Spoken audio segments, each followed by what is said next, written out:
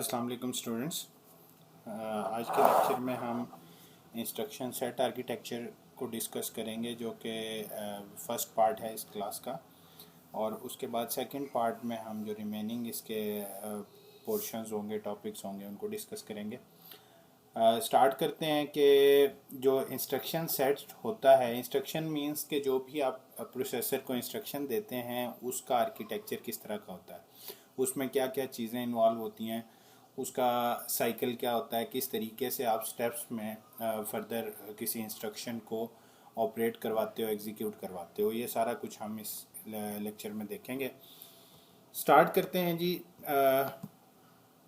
Machine set instruction से कि machine instruction की करेक्टरिस्टिक्स क्या होती हैं, मशीन इंस्ट्रक्शन बेसिकली होती क्या है। It is basically the operation of the processor is determined by the instructions it execute। Means कि किसी भी प्रोसेसर का जो ऑपरेशन है उसको आप जज कर सकते हैं किस चीज़ से, कि वो किस तरह की इंस्ट्रक्शंस को एग्जीक्यूट कर सकता है। That refers to as machine instructions और कंप्यूटर इंस्ट्रक्शंस।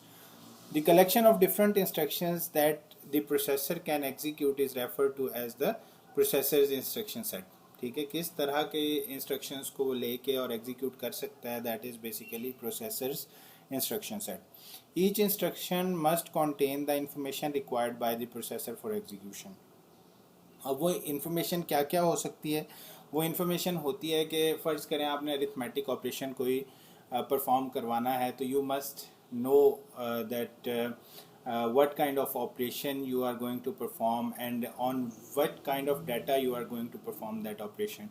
ठीक है, और कहाँ से वो डाटा उठाना है, किस रजिस्टर से वो डाटा उठाना है, किस रजिस्टर में उसको राइट करवाना है, मेन मेमोरी की किस लोकेशन से उस डाटा को उठाना है, फिर मेन मेमोरी में किस जगह पे उसको जाके स्टोर करवाना है। तो ये सारी इंफॉर्मेशन जो है वो हमारे पास इंस्ट्रक्शन सेट आर्किटेक्चर से ही पता चलती है। तो जो कोई मशीन इंस्ट्रक्शन होती है उसके बेसिक एलिमेंट्स क्या होते हैं? सबसे पहले उसमें होता है एक ऑपरेशन कोड जिसको हम ऑप कोड भी कहते हैं। पहला जो एलिमेंट होता है किसी भी मशीन इंस्ट्रक्शन का, दैट इज़ ऑप कोड या ऑपरेशन कोड भी इसको कहते हैं। It specifies the operation to be performed. ठीक है, कि क्या ऑपरेशन परफॉर्म किया जाएगा। It includes addition, subtraction, multiplication, division और any other logical operation। इन सारी चीज़ों के different op codes different machine languages में डिफाइंड होते हैं कि आप क्या बाइनरी देंगे तो कौन सा ऑपरेशन उसके अगेंस्ट परफॉर्म होगा। इसी तरह से मतलब डाटा की मूवमेंट अगर आप करवाना चाह रहे हैं मुख्तलिफ मेमोरी यूनिट्स के दरमियान या रजिस्टर्स के दरमियान, या फिर मेन मेमोरी से आपने डाटा को उठाना है, तो ये भी एक टाइप का ऑपरेशन है। तो इस तरह की जितनी भी ऑपरेशंस हैं, इनपुट आउटपुट से रेलिवेंट, कंट्रोल से रेलिवेंट, जितनी भी ट्रांजैक्शन ट्रांसमिशन होती है डाटा की between different modules within the computer और within the memory elements of processor or main memory or external storage device, that all have certain op code or operation code, which is the first element of machine instruction.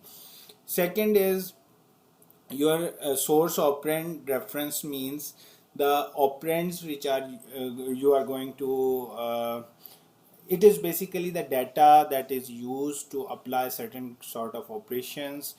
Means के अगर आपने a plus B करवाना है तो a और b operands हैं, और जो इंस्ट्रक्शन इस पे अप्लाई होगी दैट विल बी एडिशन। ठीक है, तो उसका एक सर्टेन ऑप कोड आप प्रोवाइड करेंगे और a और b की लोकेशन आप प्रोवाइड करेंगे कि ये कहाँ पड़े हुए हैं मेमोरी में। वहाँ से वो उसको फैच करेगा, फैच करने के बाद उसके ऊपर जो भी आप ऑपरेशन अप्लाई करना चाह रहे हैं उसका ऑप कोड अप्लाई करेगा, उसके बाद एडिशन करवाएगा। तो basically source operand reference is the second thing that is containing all of your operands which are used to be applied different operations by using opcodes। And third thing is the results operand reference, means के पहले और दूसरे जो आपके steps हैं या elements हैं उनसे जो आप रिजल्ट जनरेट करेंगे, that is the third portion of your third element of your machine instruction. इसमें आपने क्या डिसाइड करना है? इसमें आपने डिसाइड करना है कि आप रिज़ल्ट को कहाँ प्रोसेसर कि किस लोकेशन पे किस रजिस्टर में स्टोर करवाएंगे, कहाँ आपने अगर मेन मेमोरी में उसको स्टोर करवाना है तो किस लोकेशन पे स्टोर करवाएंगे। तो इस तरह की जितनी भी रिज़ल्ट से रेलिवेंट चीज़ें हैं वो आपकी third thing of elements of a machine instruction है। एंड लास्ट थिंग इज और fourth thing is next instruction reference means के which instruction is going to be entertained after the current instruction। जो currently instruction perform हो रही होती है उस instruction में next instruction to be performed का डाटा भी, कुछ इंफॉर्मेशन भी आपके पास मौजूद होती है।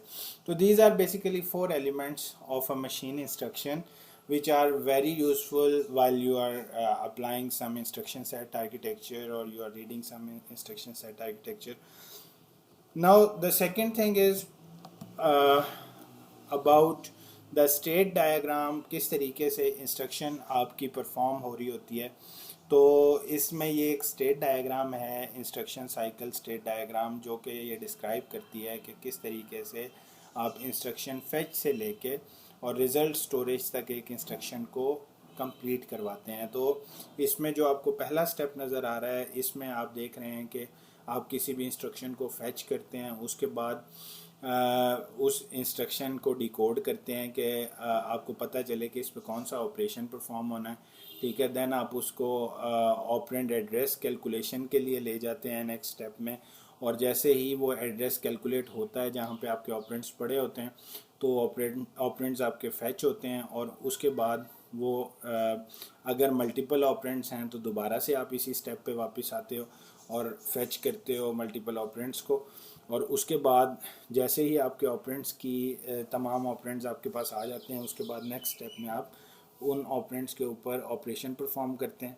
जैसे ही ऑपरेशन परफॉर्म होता है तो अब आपने उसको स्टोर करवाना है किसी फर्दर लोकेशन पे, तो आप अगेन ऑपरेंड का एड्रेस कैलकुलेट करते हो जिस जगह पे आपने स्टोर करवाना है। उसके बाद अगर मल्टीपल रिजल्ट्स हैं तो मल्टीपल रिजल्ट्स स्टोर करवाने के लिए आपने ऑपरेंड के एड्रेसेस फाइंड आउट करने हैं। उसके बाद जैसे ही आपके पास एड्रेसेस आ जाएं तो आप रिज़ल्ट को स्टोर करवा देते हैं, ठीक है। और अगर दोबारा से आपने किसी इंस्ट्रक्शन को स्ट्रिंग और वेक्टर डाटा आपको रिक्वायर्ड है तो आप यहाँ से फीडबैक दोबारा से ऑपरेंड कैलकुलेशन में दे दोगे। अदरवाइज़ अगर इससे नेक्स्ट स्टेप पे आप जाते हो तो ये इंस्ट्रक्शन आपकी कंप्लीट हो जाती है और दोबारा से आप नई इंस्ट्रक्शन फेच करने की तरफ चले जाते हैं, ठीक है। और यहाँ पे इंस्ट्रक्शन एड्रेस दोबारा कैलकुलेट होता है और फिर आप इंस्ट्रक्शन फेच पे जाते हो, अगेन वही सारा साइकिल दोबारा से रन होता चला जाता है, ठीक है। तो instruction cycle state diagram describes basically the sequence of operations you are performing while you are executing an instruction in a processor, ठीक है। तो जो आपकी नेक्स्ट थिंग है that is source and result operands can be in one of 4 areas, ठीक है। Sources और result operands इन 4 में से किसी एक एरिया के हो सकते हैं। फर्स्ट वन इज मेन और virtual memory, second one is input output devices, third one is processor registers, fourth one is immediate. तो जो मेन और वर्चुअल मेमोरी है, as with next instruction reference the main और virtual memory address must be supplied. अगर आपने यहाँ से data उठाना है तो आपको मेन मेमोरी का या वर्चुअल मेमोरी का एड्रेस देना पड़ेगा। If you have to fetch something from input output devices the instruction must specify the IO module and device for the operation. If memory mapped IO is used, this is just another main or virtual memory address. Again अगर आप IO mapped use करते हैं, memory mapped IO use करते हैं, उस case में आपको virtual और मेन मेमोरी का ही एड्रेस देना पड़ता है, ठीक है। The third thing is a processor contains one और more registers that may be referenced by machine instruction, ठीक है। यहाँ भी आप डाटा को स्टोर करवा सकते हैं। If more than one register exist, each resistor is assigned a unique name और number and the instruction must contain the number of desired registers. उसके बाद last thing is immediate, the value of the operand is contained in a field in the instruction being executed, ठीक है। मतलब जो next instruction आपकी execute होनी है उसका एड्रेस या उसकी जो information है वो आप करंटली रनिंग में भी आप स्टोर करवा सकते हो। ये 4 बेसिकली जगह हैं जहाँ पे आप सोर्स और रिजल्ट्स को के ऑपरेंड्स को स्टोर करवा सकते हैं, ठीक है। उसके बाद इंस्ट्रक्शन की रिप्रेजेंटेशन की जहाँ तक बात है, we represent an instruction in 16 bits.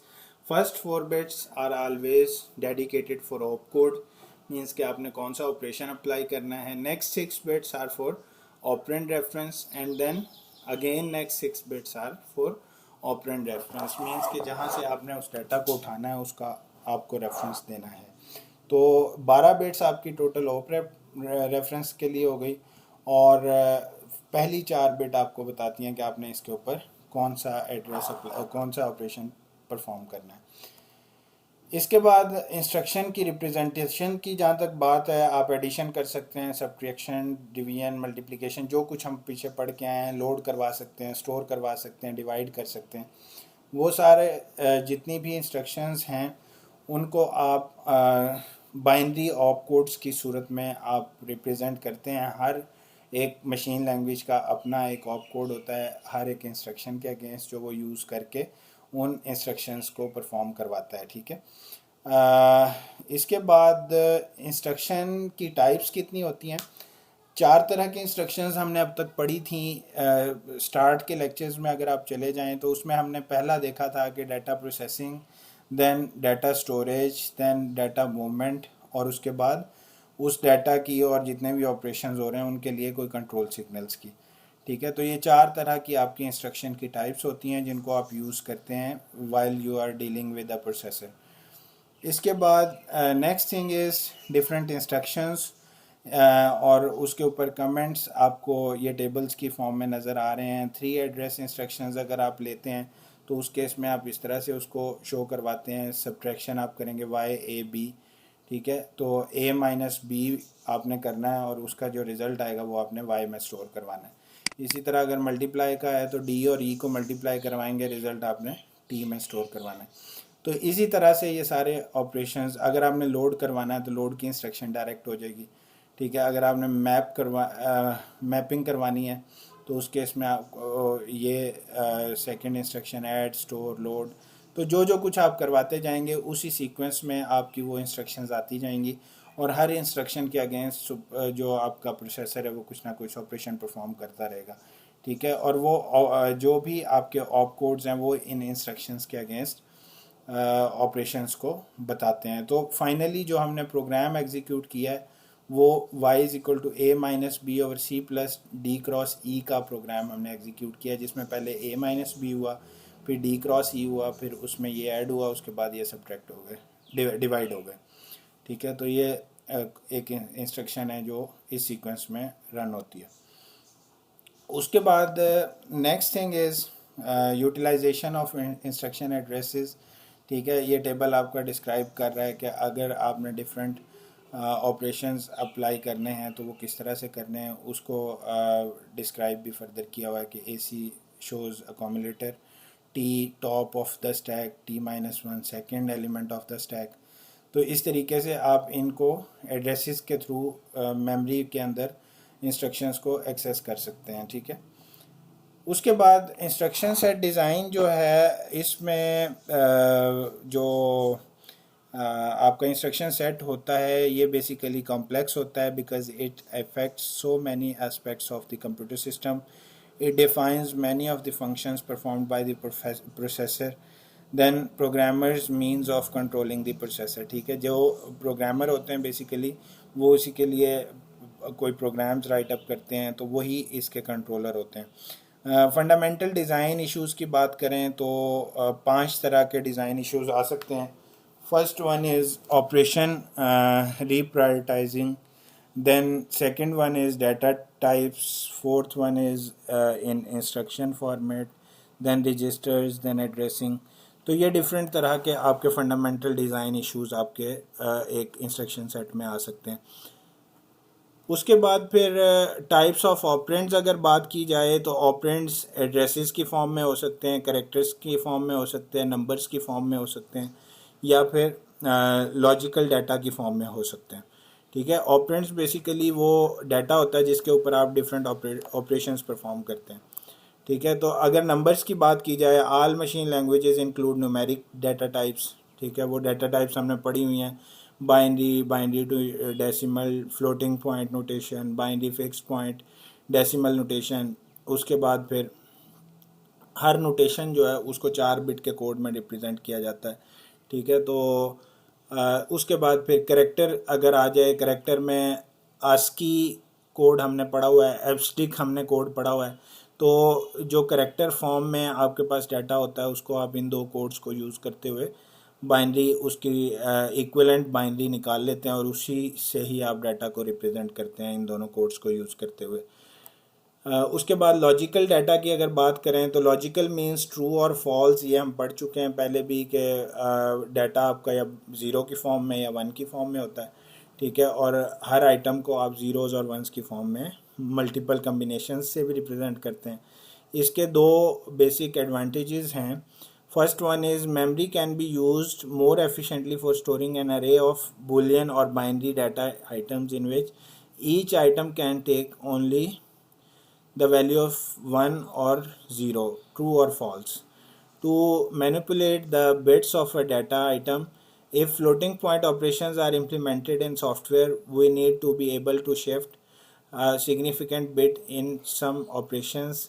And the second one is to convert from IRA to package decimal, we need to extract the rightmost 4 bits of the each code. Means के इसकी conversion अगर हम किसी और code में करना चाहें तो सिर्फ हम राइट साइड की 4 बिट्स को लेके उनको कन्वर्ट करेंगे और हमारी कन्वर्जन इजीली पॉसिबल हो जाएगी। इसी तरह से डिफरेंट डाटा टाइप्स की अगर बात की जाए, 32 बिट प्रोसेसर में, x86 आर्किटेक्चर में, तो ये सिंपल जनरल डाटा टाइप्स जो हैं उसमें byte, word, double word, quad word, double quad word means 128 bits locations with arbitrary binary contents. इसके बाद इंटीजर डाटा टाइप ये यूज़ करता है, ऑर्डिनल डाटा टाइप यूज़ करता है, unpacked binary coded BCD use करता है, फिर पैक्ड बीसीडी यूज़ करता है। तो ये सारी डाटा टाइप्स हैं जो ये बेसिकली x86 की डाटा टाइप्स में इंक्लूड होती हैं, ठीक है, इंटेल x86 आर्किटेक्चर के हवाले से।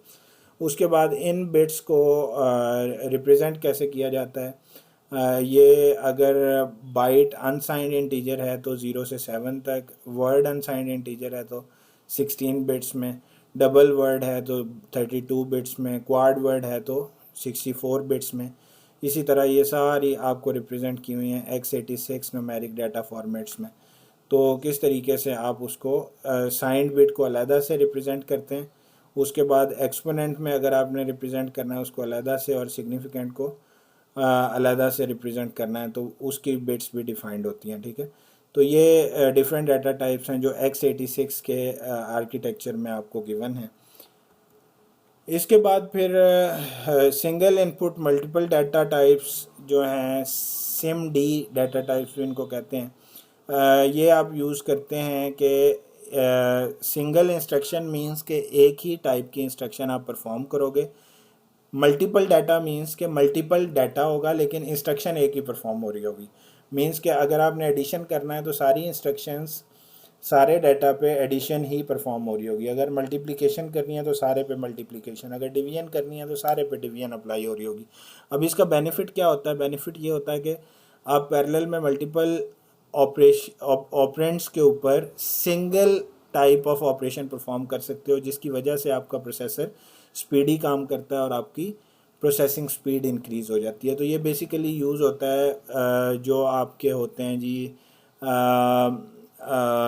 सिंगल वेक्टर सुपर कंप्यूटर्स जो हैं उनमें ये यूज़ होता है। और इसकी डिफरेंट डाटा टाइप्स भी हैं, packed byte and packed byte integer, packed word and packed word integer means ये 1 बाइट का, ये 1 वर्ड का, ये डबल वर्ड का, ये क्वाड वर्ड का। तो जिस तरह पहले हमने डाटा टाइप्स पढ़ी हैं उसी तरह से इसकी भी मल्टीपल डाटा टाइप्स होती हैं।